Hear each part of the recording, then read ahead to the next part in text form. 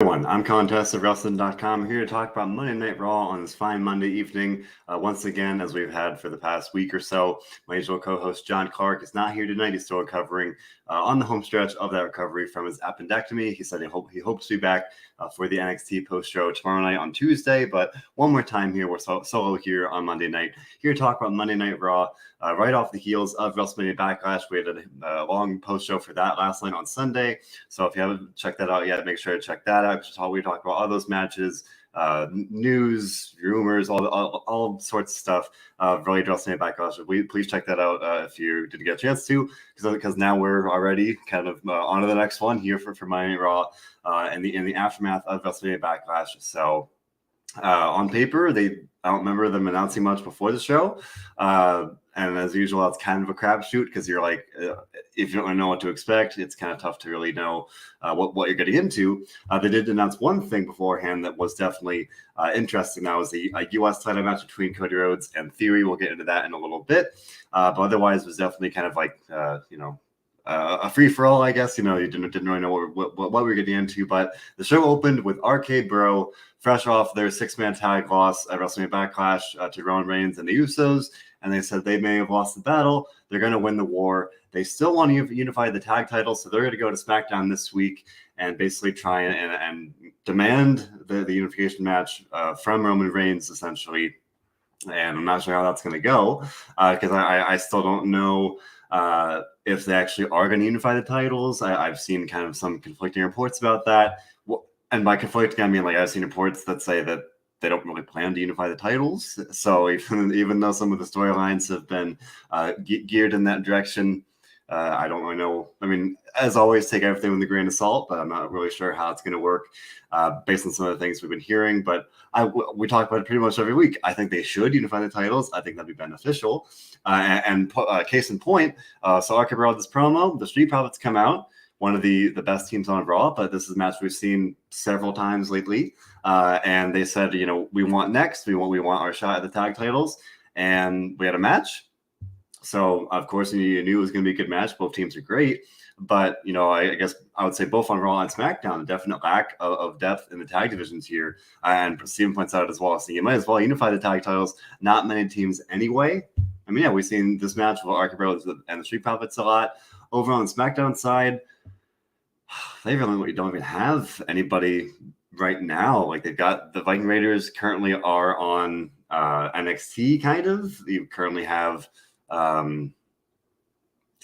don't even know who they even have on SmackDown right now. They have the Lethal Lovers. You got New Day, kind of, Kofi and Xavier. But by and large, the point stands that you really do need more depth to begin with, or I would say unifying the tag titles just would make sense, because then you're kind of putting a Band-Aid on the problem, and one set of titles kind of alleviates the problem there. At least that's the way I look at it. I don't know if they're going to do it, but at the end of the day, it was yet another good match for RK Bro and Street Profits. Fun line from Riddle.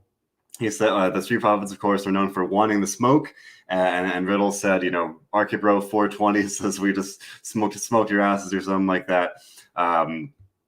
Pretty goofy, but a pretty closing line for the promo. Good match. Riddle has pretty much mastered the RKO. He hit a diving RKO on Montez Ford in the end there for the win. But a very good match. Montez Ford continues to amaze. He's diving all over the place. He's got swagger. He's got charisma. The guy's amazing. Very, very big fan of his. Every time he's on the show, I'm very entertained. So I'm never going to be upset having a match like this where he gets a chance to shine. Good match. I enjoyed it. And like I said, now we're kind of going to have to wait and see what happens on Friday for this potential demand for the unification match. And he says RK Bro versus the Usos at Hell in the Cell.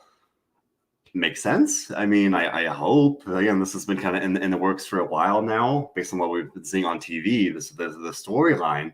And as I said last night on the WrestleMania Backlash show, I don't love waiting too long. We've already kind of been having this, churning about for a little while now. So I'm ready for it to happen. I wanted it to happen at the show yesterday, WrestleMania Backlash, and it didn't. So now I'm ready for it to happen. Hell in a Cell is just a couple weeks away, so I like to see that.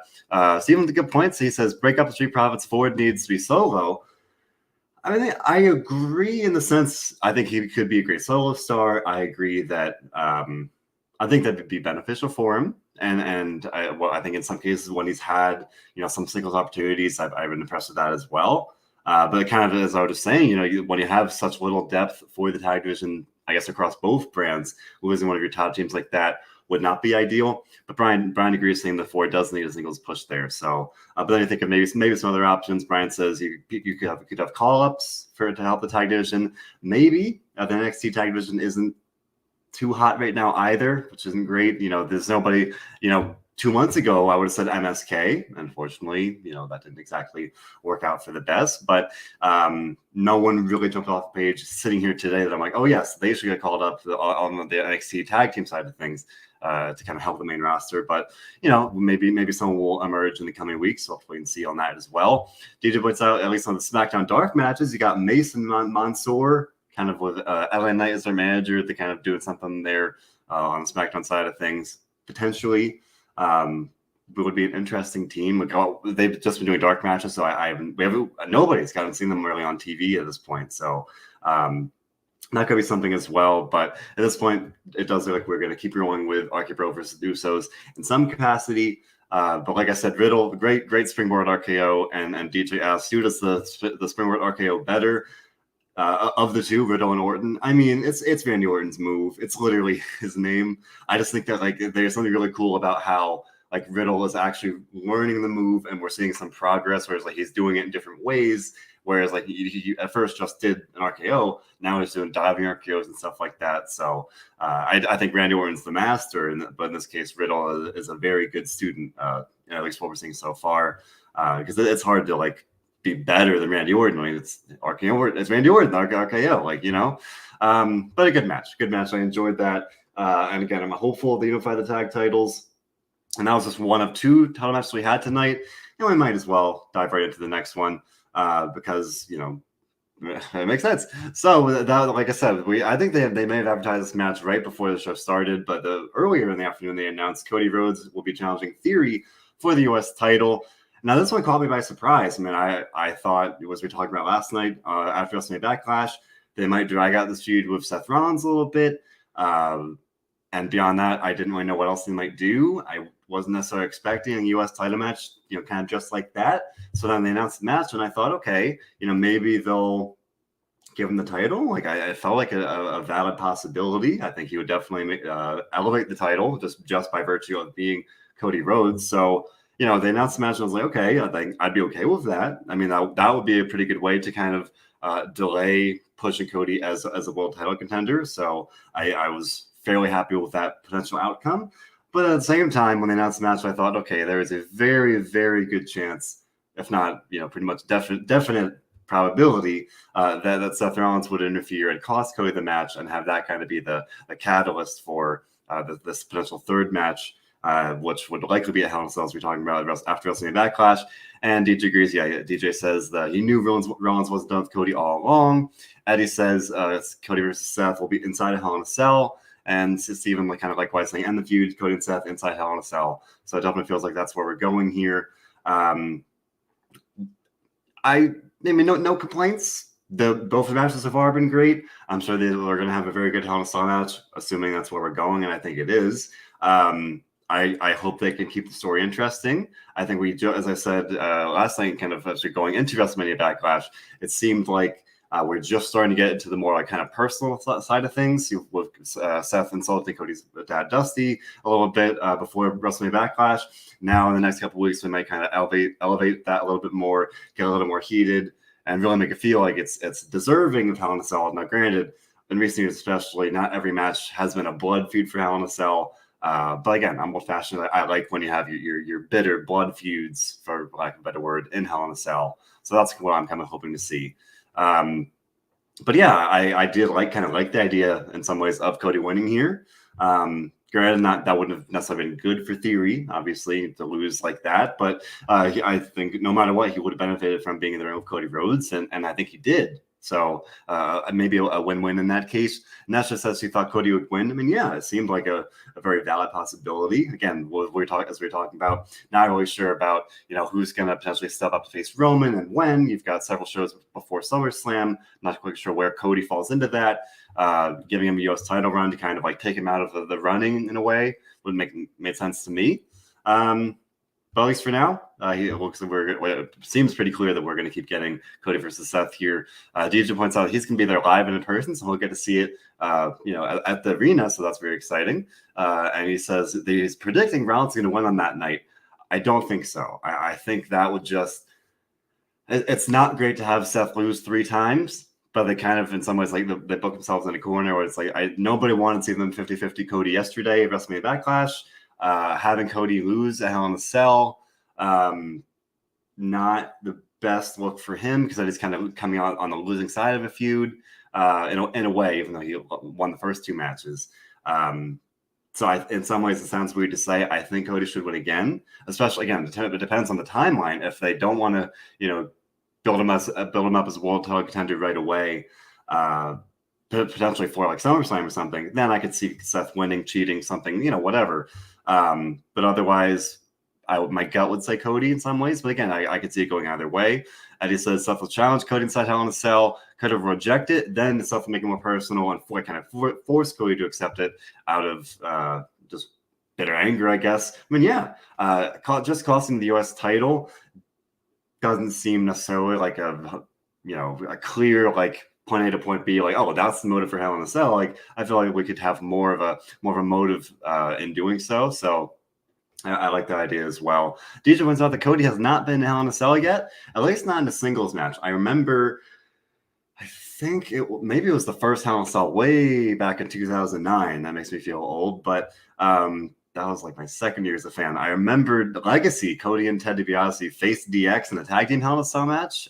Unless that's a weird thing I'm making up out of a false memory. I'm pretty sure about that. I seem to remember that being a thing. But I do not think Cody's been in a singles Hell in a Cell, and that is definitely worth pointing out that Seth has been in, I think, multiple at this point. So definitely an advantage for Seth in that case. So maybe if he does win, that would be a pretty reasonable excuse in a way. Brian says the rubber match was needed. Rollins needs the win in that case.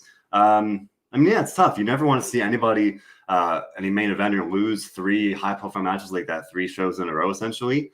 Again, I was kind of worried, like, if Cody loses, what that might do for his kind of momentum, that kind of thing.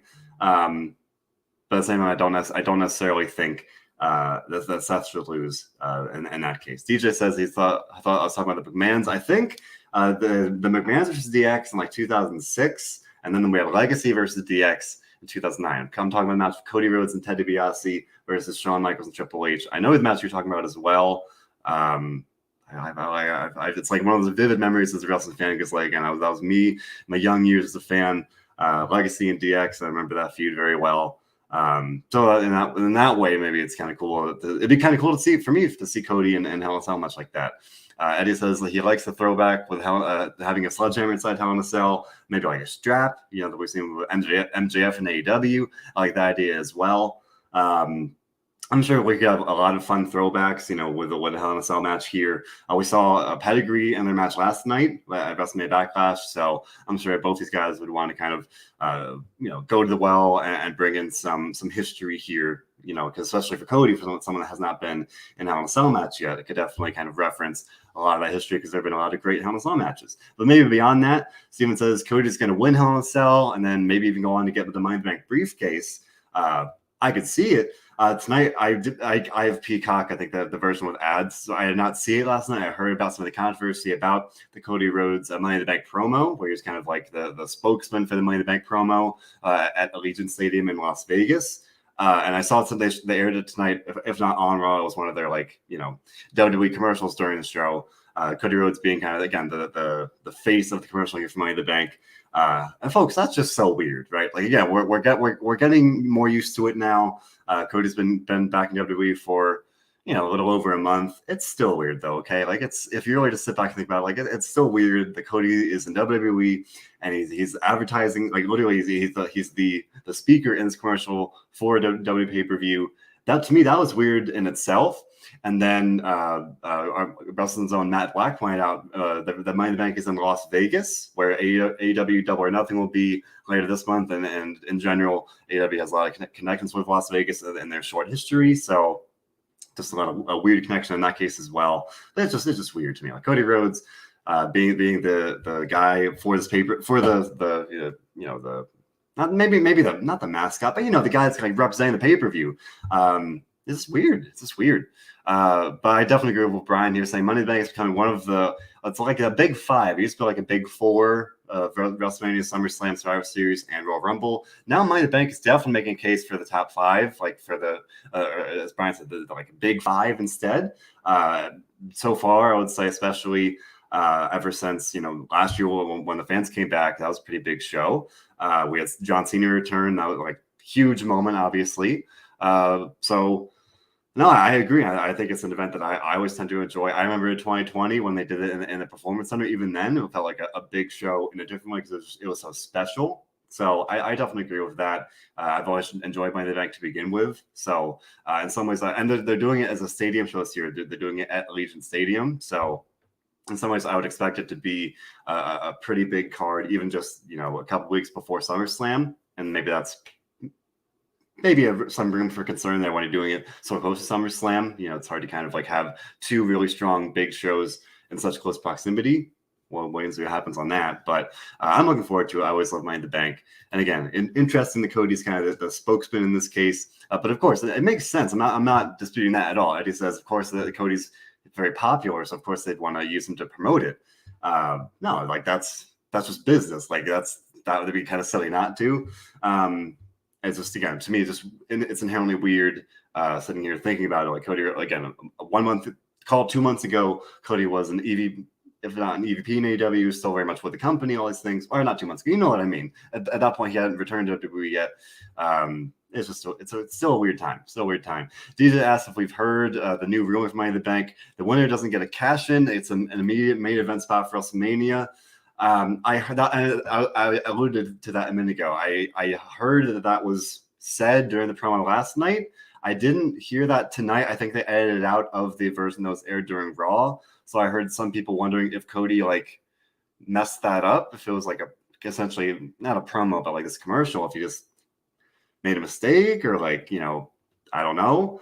I don't know if that's an official change or an official ruling. I think that'd be very, very silly if they took away the cash-in thing, because to me that's the entire hook of Money in the Bank. Like that's the most exciting thing. It's like, oh, the cash-ins. And even though in recent years that they haven't necessarily been as exciting in some ways, we've seen some examples of like Otis, and you've got like Happy Corbin or Baron Corbin at the time.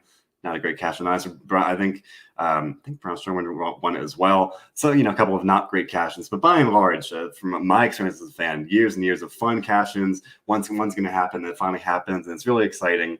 That'd be a big change, though. Like if they took away the cash-in, again, that's the entire selling point of Money in the Bank. And as DJ says, if you take that away, then what's special about the Royal Rumble? Because then it's like, would that mean that they don't get a WrestleMania main event? Like, how would that work? So I'm hoping it was a botch of some sort, as Eddie points out, or if it is a rule change, I hope it's a temporary one, because I don't think that's for the best in any sense. Like, again, I think it's good to have Money in the Bank be set on its own, and then with the cash-ins, and then you have Royal Rumble as they win and they go on to WrestleMania. Like, kind of like two very different points in the year. DJ asked what the cash-in be for the Royal Rumble winner. But that'd be even weirder. Like it's Money in the Bank, money cash-in, makes sense. And the Royal Rumble winner, like that's the way it's been for so long. Like it'd just be so weird just to change it. So again, I'm hoping that was just like a weird mix-up. But again, if it was a pre-tape, I would think they would have caught that and not aired it. And again, it was edited out tonight, as far as I could tell. So very confusing. Hopefully, we get some clarity on that soon. So either way, I don't want to say, it's very clearly this, because I don't know. That's weird. And as much as I love to not know, I love when it you never know when it could happen.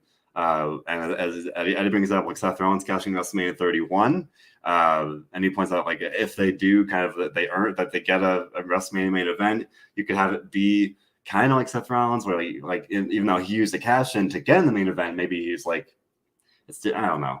I don't think it's a good idea though. I don't want to keep hammering on it, but I hope that's not what they do. But at the end of the day, Cody came very close to winning the U.S. title. It was a pretty good match with Theory here. Theory definitely, I think every time he's in a match like this, he faced like AJ Styles a couple weeks ago. He faced Finn Balor several times. Again, both guys very, very, very good wrestlers. And here with Cody Rhodes, borderline world title contender already. A very, very established veteran, obviously. I would say he held his own, and I was impressed. Cody almost won. Seth attacked him, stomped him on the broadcast table. So again, pretty clearly going toward Hell in a Cell, presumably in a Hell in a Cell match. And again, as long as they can keep the story interesting, I'm here for it, and I'm curious to see where it goes from here. But Kevin chiming in, one of the things I'm very, very, very excited to talk about here, the return of Alexa Bliss. Kevin Taylor says, welcome back, Alexa Bliss. So we've talked about this before on the show.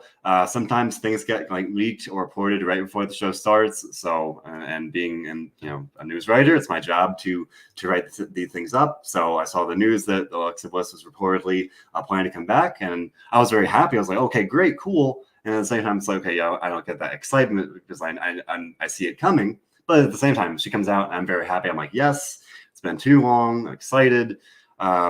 This was great. So Sonya Deville had a mystery opponent, basically. She didn't let Adam Pearce tell her who she was facing. She comes out to the ring and we get a commercial. Adam Pearce comes out and says the investigation into Sonya Deville as an authority figure has concluded. And as you would hope, they've realized that she's abused her power, so her contract as a WWE official has been terminated. So she is no longer a WWE official. Steven seems very happy about that. He says, yes, Sonya has been fired, at least fired from her position as an official. And then Pierce says, and I need to tell you, your opponent is Alexa Bliss. And Alexa Bliss comes out, her classic theme song, a new look, a different look, where like I saw one very insightful tweet from someone on that happened to catch my eye. Some of her gear looked like a very clear reference to The Fiend when he was burned by Randy Orton. Some of the similar like tatters kind of on her gear. So old music, burnt Fiend-like gear, still carrying Lily, interesting enough. So kind of like an amalgamation of all of her previous gimmicks into one was interesting. But best part of the show for me, I was so happy. Again, even seeing it coming, having it happen, I was like, great, this is good. Brian says that Alexa brings back much needed depth to the Raw Women's division. So now they've got Asuka back, they've got Alexa Bliss back. I would assume when Bayley comes back, she'll be going to SmackDown. Especially, I wouldn't think they want to, load up Raw too much at the expense of SmackDown. So hopefully that'll be the case there. But Raw gets two big stars back with Alexa Bliss and Asuka here. I've said it many times before. Big fan of Alexa Bliss. I think she's so talented. It's been very frustrating how even she took time off and then she came back and they didn't really do anything with her, and she's been gone since she got married. I know that. I'm just saying that reportedly she herself was frustrated with not really getting used in a meaningful way. So I'm very happy about this. I'm hopeful. It seems like this is in a babyface role. She beat Sonya Deville, probably one of the biggest heels in the women's division right now. So more of a babyface role than what we've been seeing with her as the Fiend, or the Fiend-like character for months now, which is interesting. I'm curious to see where that goes. But very happy about this. Very happy that for the most part, the old Alexa is black. I do think that the Fiend Alexa kind of ran its course. So I think this is great. Very, very happy about it. As Brian said, lots of depth here. Brian says also that old Alexa Bliss looks to be back and he's happy. Agreed. Very, very good. But he says with Alexa back, we just need Bayley, and the WWE will be back to normal in terms of having all of their kind of stars at their disposal, at least in the women's division in that sense. He says for Bayley, maybe she'll return to Hell in a Cell, something with Sasha. I hope not, and I only say that because she and Bayley, Sasha and Bayley feuded for so long, and that was like very, very just like that's something they can run it back like eventually. And I know it's already been a while, but like that's not the way I would really prefer to see Bayley come back after so long either. Like Asuka came back, feuding Becky Lynch, that makes sense. They have got history. But at least then, like, that's one thing. But like Sasha and Bayley just feuded for so long. I'd much prefer Bayley to come back and feud with somebody new, whether that's Ronda Rousey or I mean, Charlotte's supposed to taking time off. Whoever it might be, I hope it's just a fresh matchup. And again, I'm assuming it'll be SmackDown, but wait and see on that one. Eddie says, kind of maybe looking out kind of beyond the short term, says maybe we'll get Bianca versus Alexa Bliss Money in the Bank. I hope so, for one. I think that'd be good. There's still plenty of time to build Alexa up for that. And she doesn't even need it all that much. She's already an established star. I'm saying in terms of momentum and picking up some wins. I think there's definitely time to do that. But big fan of her. I hope she's quickly put back in the title scene. I hope she wins the title at some point. And I know that Bianca just won the title of WrestleMania, but maybe a little further down the road, sometime in summer or fall, maybe. I mean, I said it last night. My immediate pick was Rhea Ripley to win the title at some point in that not just the future, but now that Alexa's back, I got to go with Alexa. So very, very exciting there. Happy she's back. Hopefully it works out. Hopefully that she's booked well and that the storylines are good and that she's not 50-50 every week or anything. But it's a good thing. And no matter what, I think it's a good thing because she's just so talented. She's way too talented to not be on TV. So I think that's a very good thing. No matter what. But I definitely agree with Eddie saying Alexa has great talent. Well, even dating back to when she was called up to the main roster in 2016. And even in NXT, she's always been very special. And yeah, I just very, very happy about this. Again, even knowing that was coming, I'm like, it's a must need like shot in the arm as a fan. Like you want to see people that you like doing well, being featured rather than not being on TV at all. So it's a good day in that sense. It's a good day. Sticking in the women's division might as well because we got a direct question from DJ. Wants my thoughts on Rhea Ripley's promo here, and then we got another comment about Rhea. So a good transition and segue, folks. DJ wants to know my thoughts on Rhea Ripley's promo, saying she actually did well with her mic work. Her wrestling's fine, she just needs mic skills. So last night, WrestleMania Backlash, Rhea Ripley joined Judgment Day, and she, Edge, and Damon Priest came to the ring tonight. Edge was with a fresh haircut, no longer a man with legendary locks. He now has a short hairdo, looking pretty darn good for, I don't know. I think some people, when they cut their hair like that, it can be kind of risky, but he pulls it off. He looked great. Ripley's got her new black hair as well. Changes in the air. They all look different. They're all acting different as part of Judgment Day here. So basically, Edge was saying that Rhea and Damien are his like agents of I think he said faith or destiny or fate, agents of fate. I think he said something like that. He's talking about how he's kind of like their shepherd in some ways, like he's controlling them and like they're his agents, all right. And Priest was saying that he and Edge themselves could have easily like dominated Raw and beat everybody, but then imagine what they could do by adding an instrument of violence like Rhea Ripley. Rhea Ripley gets the microphone and says that basically she was tired of being used, and she particularly had an issue with people selling her autograph after they begged her for it. Kind of a weird thing to focus on, but I thought it was interesting. And then basically she was saying that Liv Morgan held her down, and now she's breaking out on her own, or at least breaking apart from that. And now she's going a different way, taking control of her destiny, working with Edge. And she said that she aligned with them because she saw what the Edge and Damien Priest have changed for the better, and she wanted that for herself. And then she vowed to destroy Liv Morgan and give her something to cry about. So I'll pause there. I thought it was a fine promo. Again, I thought more so content more than delivery or anything. I thought the kind of focus on the selling the autographs was a little weird, but I had a little fun with that. I was like, that's the reason you joined Judgment Day. But overall, I thought it was a fine promo. I think that I would agree that, as DJ you kind of alluded to, that some of her mic skills, that's especially on the main roster, have not been. And not okay. Her promos on the main roster, I sometimes struggle to say her promos versus mic skills. I think her promos have not always been great, and so a lot of time that is due to the writing. So it's sometimes definitely hard to tell, which is responsible. I remember thinking some of her promos were fine on NXT. I just think sometimes on the main roster has not been the best. And then she did have another match with Liv Morgan.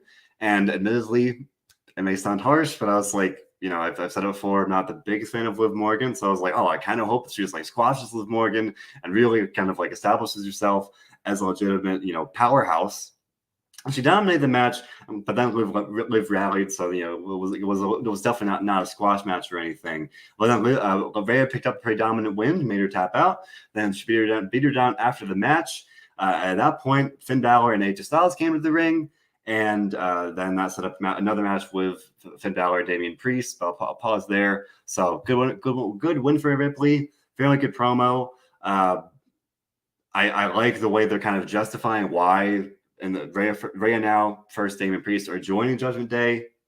And Edge had a promo as well. And he made it very clear that he's not done looking for more followers to join his movement. And DJ says that he could see Dawkins if they do break up the Street Profits we were talking about earlier. And Brian, I definitely agree with what you're saying because this has been reported before. And a similar report, I think it was like pretty much the same report as Rhea Ripley, that it could be Tommaso Ciampa, or now just Ciampa, potentially joining the group at some point soon. I think that would make sense. I would like to see that. I know that in past interviews, Ciampa has spoken about how he's worked with Edge kind of behind the scenes a little bit. So there seems to be some kind of connection there.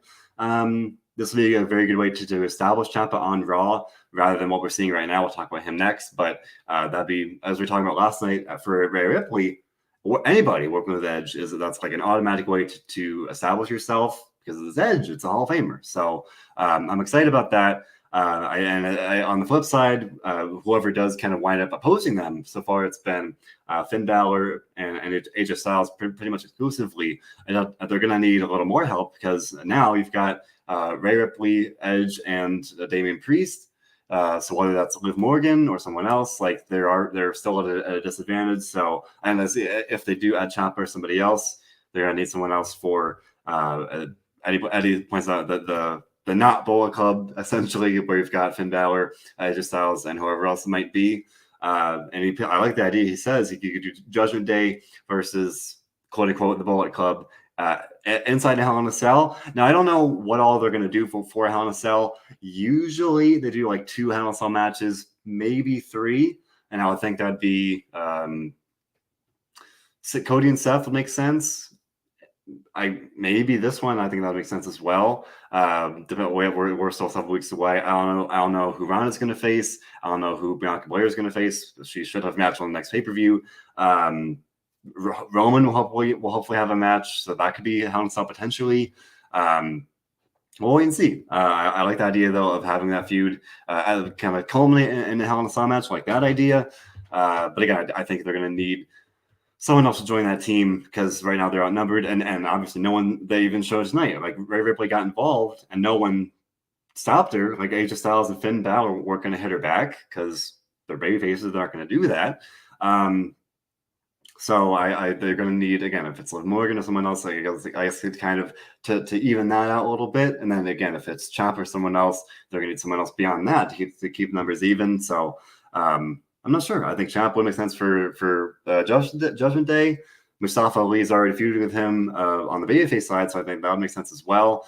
And kind of as a nice segue, DJ points out Ali needs to wind up on the next pay-per-view. He's getting TV time, and the show's in his hometown of Chicago. So tonight we had a match with Ciampa and Mustafa Ali. The Miz was the special guest referee. Folks, The Miz got an entrance, and neither competitor in this match got an entrance. The Miz entered, cut to commercial, and then Ciampa and Ali are in the ring after a commercial. And like that's kind of like very clear sign of like they don't really, not that they don't want you to care, but like it's the small things. Like come on, just give them their entrances. Like it's the quote unquote the jobber entrance. Like when you don't give someone an entrance, kind of shows you like, not that it doesn't matter, but like, that it's less important in some way. And it's unfortunate because Ciampa's great. Mustafa Ali's great. They had a very good match. I enjoyed it, even with the Miz shenanigans of being the special referee. In the end, he fast counted Mustafa and helped Ciampa win. So I think that feud's going to continue. How long, I don't know. Again, we were talking about it last week. I don't know how invested they are in Mustafa Ali in terms of, they brought him back to TV, but like, are they actually going to like push him big time?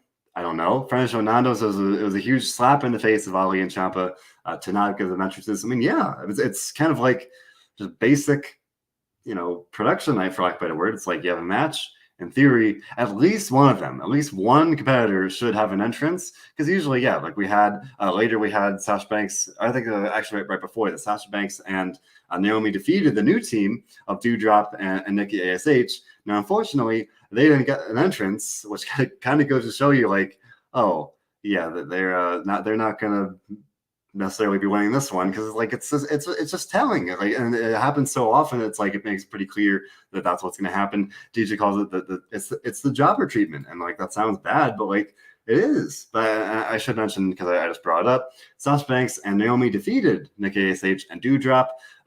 Fairly competitive match. Nikki got a little too cocky, and she and Doudrop didn't exactly gel necessarily. Those was literally their debut as a team, and they lost. Then after the match, Doudrop got upset with Nikki ASH, and I tweeted about it. It appears that Nikki and Doudrop are already several weeks ahead of schedule for WWE tag teams. They're already struggling to coexist, which is, again, they're a little they're at an advanced rate, because I'm not to say they're going to break up already, because they literally just got together. I'm just saying it's a little funny that they're already struggling to coexist when they just joined forces. So, but Doudrop again said to Nikki, like, you gotta start taking things seriously, and rather than being Nikki ASH. And Eddie points out that we might see that kind of that Nikki will make that Doudrop will make Nikki kind of snap out of it and actually go back to being serious, not being Nikki ASH, and doing that. So. I like that idea. I think, again, we were talking earlier about the Alexa Bliss character with the Fiend kind of thing, that run its course. I think the same is true of Nikki ASH here. I think it's time to bring Nikki Cross back in some sense. So, yeah, hopefully that happens soon. A loss like tonight would be a pretty good motive to do that. And Brian says he misses the old Nikki. I mean, we got the old Alexa Bliss back tonight, or at least for the most part. So I would think that we're going to get the old Nikki, or at least some iteration of the old Nikki back in some way as well. Nesha, you point this out. I've been saying this for so long, like, especially when we had Nikki ASH and Alexa being the Fiend, like, Fiend possessed character. Nesha says we could have a Nikki and Alexa as a team. I like they were, I think, 2-time WWE Women's Tag Team Champions. They were a great team. Went before the Fiend, before Alexa joined forces with the Fiend. They were a very fun team. I liked them a lot.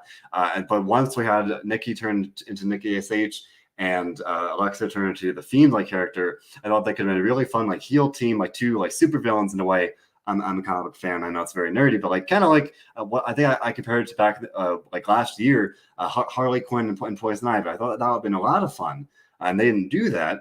I really like the idea of doing something now, or at least at some point soon, of more serious Nikki and this new / old Alexa. And again, I don't know how that would work. Alexa's like seemingly a babyface now, and Nikki's still a heel. I don't know, but I do like the idea of pairing them together, because I think they're great together. And we're talking about in the men's division. The women's division, literally for the tag team scene, has, well, I guess now technically, because Nikki and Doudrop, 2 teams outside the champions, maybe.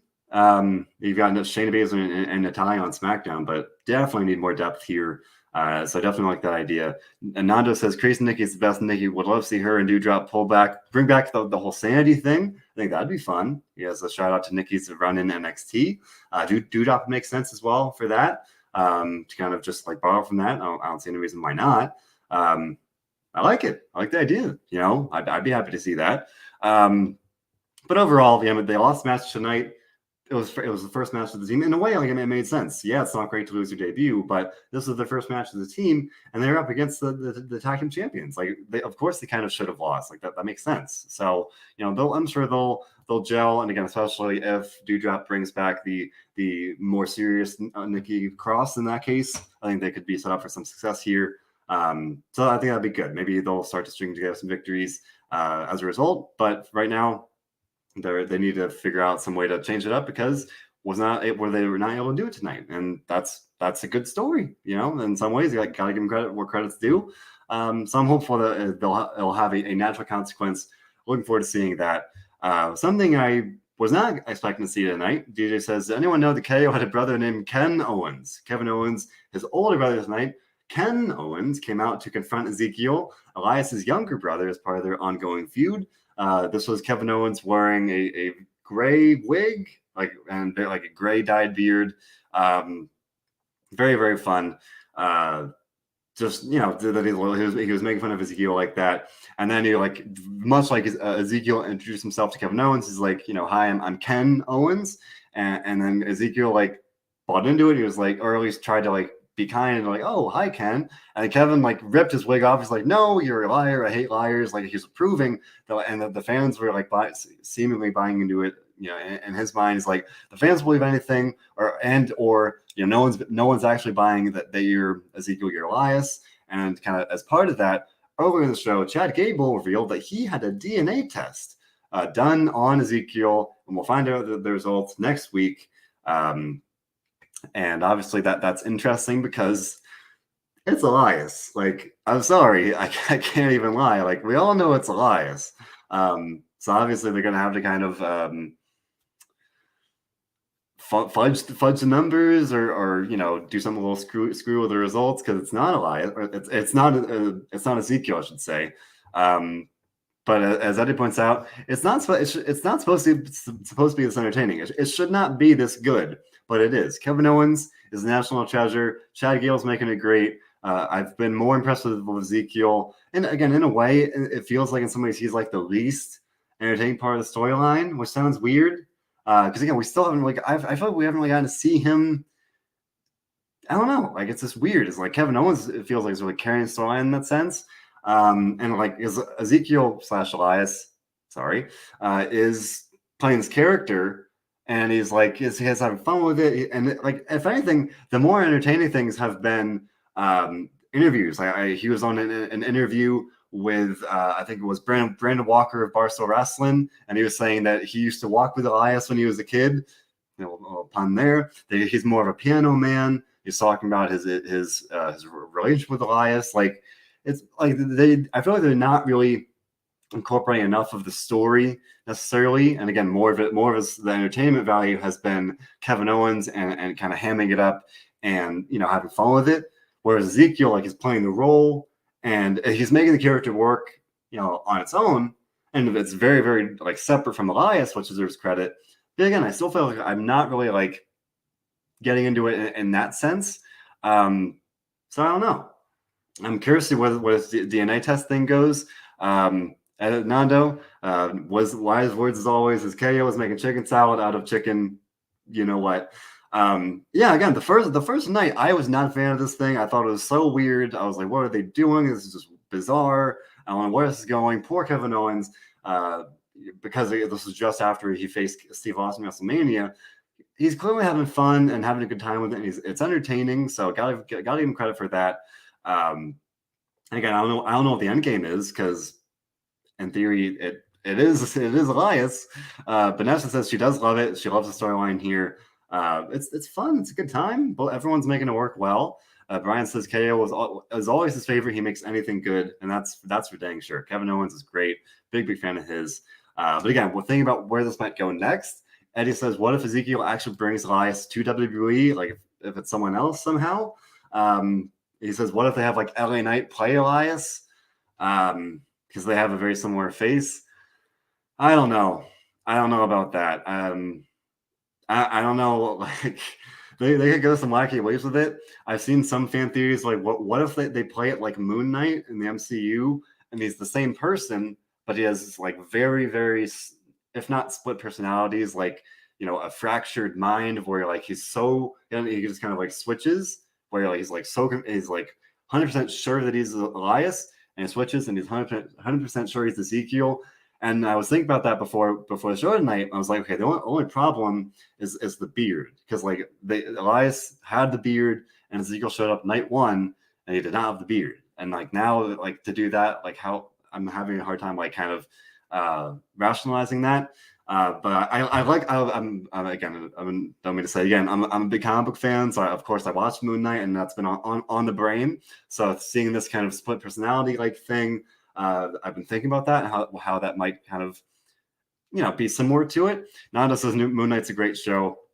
I enjoyed it. It was good. Sidebar: I saw Doctor Strange Multiverse of Madness weekend. So very, very good. Enjoyed it a lot. Very, very good movie. Had but hey, speaking of multiverse, maybe somewhere out in the multiverse, there's another Elias that Ezekiel could bring in. I don't know. But I like the idea that they are the same person, because like that's the most logical way to go about it. And again, I like when things make sense. To do something like so goofy of bringing in like someone else to play Elias, even though LA Knight looks a lot like him, that seems a little over the top in terms of just like a little goofy. But Nash says he could do like a stunt double, do something like that. Maybe Nash says maybe like a fake mask. I mean, and yeah, maybe have like claim Elias hurt his face. That's like I could see that they could kind of like finagle their way into it, and like they can find a way to make it make some semblance of sense. I don't know. I feel like we're still like a pretty good ways away from the end game, whatever it is. Next week with the DNA test will just be another chapter, but it's still entertaining. I'm enjoying it much more than I was at first, so I got to give everyone involved credit for that. Eddie says bring Damian Sandow to WWE as like an Elias one-off, like Miz and Miz style back in the day. That'd be kind of fun. Big fan of Damian Sandow back in the day. He's with NWA right now, or at least he has been. Not sure, if he'd be open to that. I don't know, but on paper, like that, yeah, that'd be fun. But again, Ezekiel doing good things, and he's one of multiple newcomers on Raw these days, as DJ points out. One of our favorite superstars here, Veer, once again, Monday night. You know what time it is. It's time for Veer to come to Raw. Veer had another squash match tonight. Literally nothing to write home about. Just bringing it up to cover the bases. Veer, another dominant win over local talent. Looked good. Again, every passing week, I'm like, is this going to be the week where Rey Mysterio returns? Like, I keep thinking that's where we're going. I think I heard some chants that people said they want Veer. Oh, sorry, maybe they did. That they want. I thought I heard that we want Rey chants tonight, being to kind of keep the ball rolling there, because that's the storyline they started of having Rey and Dominic Mysterio feud with Veer. And then for whatever reason, I think we talked about this before. I think Rey and Dominic both had some kind of like stem cell thing done, so they are currently missing in action, for lack of a better word. Whenever they come back, I think that'd be a very good way to up the ante and give you an actual opponent. Steven says give you some actual competition. Yeah, and again, Rey would be a great one. He did defeat Dominic, so it is worth pointing that out. Dominic, former SmackDown Tag Team Champion. But beyond that, Rey would definitely be a big test for him. Maybe it'll be at Hell in a Cell. That'd be fun. Again, just to kind of put a grudge match on the card there. I don't think it'll be Hell in a Cell, but I don't think it'll be in Hell in a Cell, but it could easily be on the card, especially if Rey comes back like next week or maybe the week after that. But or maybe a handicap match. I could see that as well. Father and son team up there. Little early Father's Day present for Rey. That'd be a pretty fun one. Otherwise, I think anybody I think would be beneficial. Just like kind of beyond local talent. I think it's definitely time to kind of evolve beyond that, because we've seen several of these squash matches, and like at this point, it's like, all right, seen it, done it. Like it's not very interesting. It's like, oh yeah, he's doing some power moves, like cool, but it's like I want to see a match. I want to see who else he could face. Eddie points out, send Veer, destroy everyone. Eddie says, future WWE undisputed Universal Champion. I don't know about that. Like we're still very early in the data gathering phase of Veer. It's like he's looked impressive so far. He's undefeated, so he's on the right track. I don't know if he's a future world champion though. A feud with Rey Mysterio, and especially beating Rey Mysterio, would definitely go a long way towards again being on that path. But Nando with the fun puns always, an ice cold Veer, and that's just like I was saying, Veer beer. A lot of fun wordplay about Veer. Yeah, obviously, Steven pointing out Veer is not ready for the world title scene, let alone or even like any title scene. I think you need to kind of build him up just in a general sense. And again, feuding with Rey or some other established name would definitely help with that. Hey, maybe if Ray's missing, maybe he went to IKEA to find Veer, because that's where Veer was for so long. Maybe they'll have some kind of cinematic fight in IKEA. Nanda says they could have a fight in IKEA with like Ray jumping off the escalators. That'd be, why not, right? I think one of the most fun things about the height of the pandemic era of wrestling, what were the cinematic matches, and we've gone away from those because we're back with live crowds now. But I would not be opposed to seeing them come back. Give me an IKEA fight in the store. That sounds like a blast. But overall, we'll see what happens with Veer here. Another good win for him. It's a local talent, so there's not much to really say about it. We're just talking about Ezekiel. I should mention that Otis and Chad Gable helped Kevin Owens beat Ezekiel up right after the Ken Owens reveal. And so that sets up supposedly the DNA tester next week. But I'm hopeful that we'll get a match between the two for Hell in a Cell, because we haven't even had a match yet. But they've been feuding so far. I think they were in a tag team match, but not an actual singles match yet. So that's definitely another one I could see potentially for Hell in a Cell. Eddie points out for Veer, though, saying if Veer is more popular than former WWE champion Jinder Mahal, I feel like he's kind of like the flavor of the month right now, in terms of like people have rallied around him. I think some of the buzz has kind of softened. Like for a long time, we on the show just with every week we're joking about Veer coming, and now that the meme is kind of gone. Now he comes every week, and that's still funny in some ways. Depending on your mileage may vary. I'm still having fun with it to a lesser extent. This week especially, I was like, maybe it's a little less funny than it used to be, but I don't know. Yeah, I mean, I think he's like more popular right now because he's being featured, he's winning matches, and he's new. He's the new toy in the box. Whereas now, Jinder Mahal not doing a whole lot on SmackDown. So I think there's some truth in that. There's at least a valid case to be made. So it's a good point.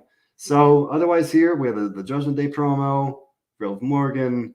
We had a brief VIP lounge segment where almost and it was almost in MVP talking about almost his win over Bobby Lashley at WrestleMania Backlash, setting up a rematch later, as we found out later in the show, a steel cage match next week between Lashley and Omos. I would think Omos should win. I don't know if he'd want to give Lashley the win right back.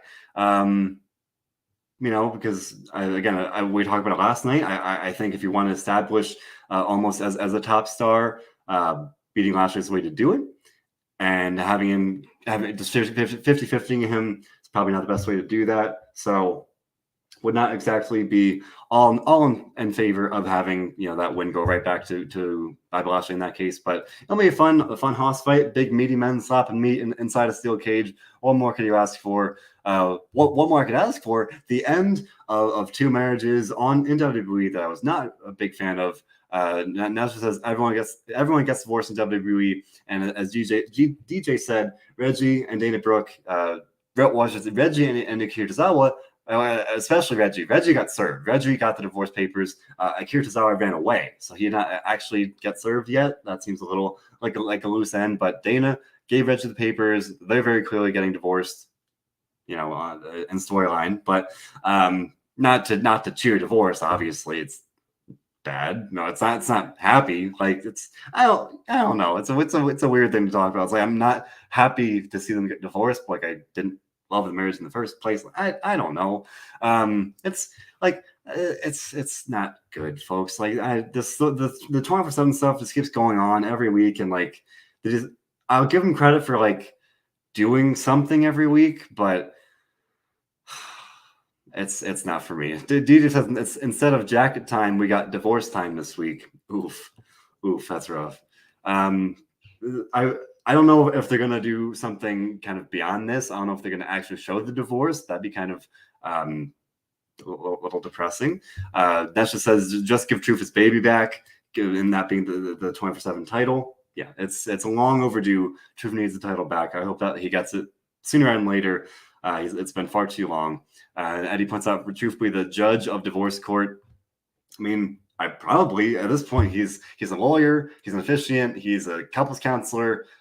He wears like every hat imaginable. Why not have him be the judge? That's probably what's going to happen. I'll call it now. He'll wear the robe, he'll have a gavel, and he'll probably wear like the British Parliament wig, just for kicks and giggles.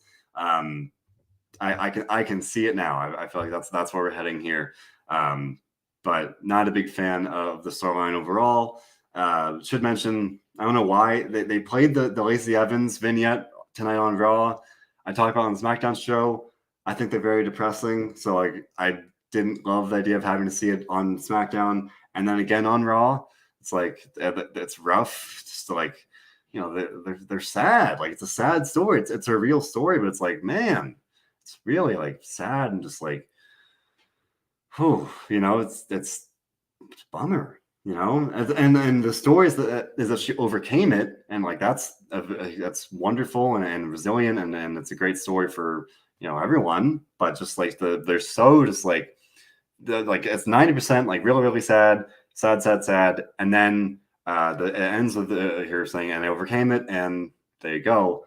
It's just like it really kind of, to me, it kind of takes the air out of the episode. It's just depressing. Like it really is. Like, and that, folks, like I don't say that lightly. I have depression. Like it bums me out. Like it's not, you know, I sit there, I'm like, oh, I don't want to be watching this. And someone said like on Twitter that her vignettes could be a TV show, and I wanted to tweet back. I was like, if it were a TV show, at least then I could choose not to watch it. When it's like thrown into Raw unannounced, and like even on SmackDown, at least then you kind of know it's probably going to happen. And for the past couple weeks on Raw, no idea. I had no idea it was going to happen. Suddenly you watch this depressing thing. It's like, oh, I don't really want to be watching this. It's like, man, like, can we not? Again, it bums me out. Like I don't necessarily need that. Let's like, no, thank you. You know, roll tide on that one. But Deej points out maybe, and I thought this as well. You know, maybe you know they air the promo tonight because they don't know what show they want her to be on, and that's fine. I get it in some ways, but like her vignettes have been on SmackDown every week for the past couple of weeks. She appeared on SmackDown on Friday very briefly, but I hope they figure it out soon. At the very least, I don't want the promos to be on both shows, because again, having it on one show is enough, and then having Friday night on SmackDown and then Monday on Raw, like 2 shows in a row, it's like, no, thank you. And that's just they're promoting her return. I mean, like, but it was weird because they even say like usually when they show the SmackDown thing, it's like, oh, you know, it's the SmackDown Rewind or whatever, you know, promotional thing it is. This was just like Corey Graves or something saying, you know, oh, Lacey Evans has had a really a hard, tough, difficult story, something like that. They whatever segue they had, and they played it, like live, not live on the show, but it was like clearly part of the show. Whereas usually if it's like the SmackDown Rewind or whatever, it's like a video package, or like it feels like there's a difference. And so I do think there's something to be said if like they didn't know. Or they might not know what brand they might want to be on. I think that's fair. At this point, Raw just got Bayley and Asuka back, so I think it's not Bayley. Alexa Bliss and Asuka back. Bayley will probably come back soon. I don't think Raw needs Lacey Evans right now. I think ideally they would keep even and have Lacey and presumably Bayley once she does return for SmackDown. But maybe she'll be on Raw. I don't know. Eddie, we were talking about this on Friday. So what if they turn her heel? On Friday, like her story is such a very clear babyface story, you know, overcoming these tragedies and you know, persevering and being strong and being a role model for her daughter and everything. She's a mom. She's a Marine. It is a very clear-cut babyface story. But on SmackDown, she came out and the ring announcer was like, please, Lacey Evans requests that everyone like, please show her the proper respect and clap. And then she came out. So it feels like they're also, not only are they kind of teasing that she could be on both shows, they don't know what show she'll be on. It also feels like they might be teasing that, you know, that she might be, if not heel, or at least kind of heel-like, a turning heel. So it feels like we're a little unsettled in that sense. But Deidre points out, yeah, she was babyface on Friday. She jumped in the stands. So it feels like a little you know, kind of like somewhere in the middle potentially of like that they've at least kind of hinted at a babyface thing. But we'll wait and see how that goes. That leads us to the main event. We had Asuka facing Bianca Belair, the Raw Women's Champion, in a Champions Contender match where if Asuka won, she would earn a title match. This match, I think, started at 10:55 Eastern and Raw ends at 11 EST. So I was like, this is not getting a lot of time. Becky Lynch was in the commentary. She quickly attacked Asuka, and then she quickly attacked Bianca Belair. Then she attacked Asuka.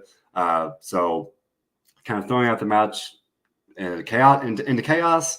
Several of you have commented throughout the show here, predicting a triple threat match for Hell in a Cell for Asuka, Bianca Belair, and Becky Lynch. I think that'd be great. That'd be a lot of fun. I'd like to see that. Eddie, there you go. Thank you. Commenting it again with maybe able to do a triple threat match here. That'd be great. That'd be great. Having your top 3 stars in the women's division here.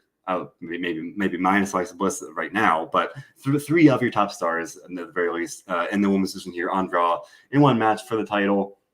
That's good. I like it. Big test for Bianca Belair there. Good chance for Becky to get her title back. Good chance for Asuka to be back in spotlight on a pay-per-view. So I think that's a win-win. I like that idea. I think that's probably where we might be going because Becky attacked both of them. She has a bone to pick with both of them, so I think that makes sense. And I like it. But again, a very, very short main event, and I feel like the angle was really the more the point than anything. So I feel like that's where we're going. That'll be a very fun triple threat match, and if we get it, I'm looking forward to it. I hope to see it. But overall, I would say a pretty good episode tonight.